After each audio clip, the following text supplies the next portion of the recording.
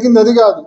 ఒక గ్రామ వైఎస్ఆర్సీపీని, ఆ గ్రామంలో ఉన్న వైఎస్ఆర్సీపీని ఎదుర్కోవడానికి జిల్లాలోని తెలుగుదేశం క్యాడర్ మొత్తాన్ని బూతుల దగ్గర పెట్టినాడు చంద్రబాబు నాయుడు.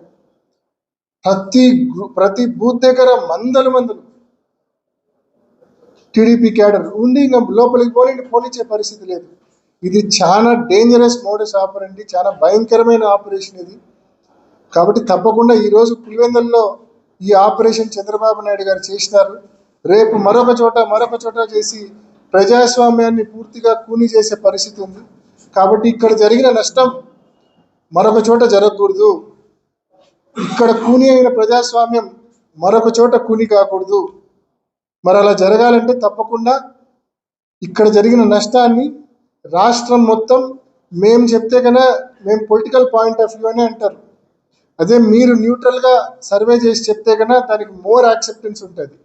కాబట్టి మరీ మీడియాని రిక్వెస్ట్ చేస్తా ఉన్నా, తప్పకుండా ఈ ప్రక్రియ చేయమని చెప్పి కోరుకుంటూ, మరొకసారి ఇవాళ జరుగుతా ఉన్న ఏదైతే రీపోల్ అనే ఒక డ్రామాని ఏదైతే పెట్టారో ఆ డ్రామాలో మేము ట్రాప్లో పడదలుచుకోలేదు.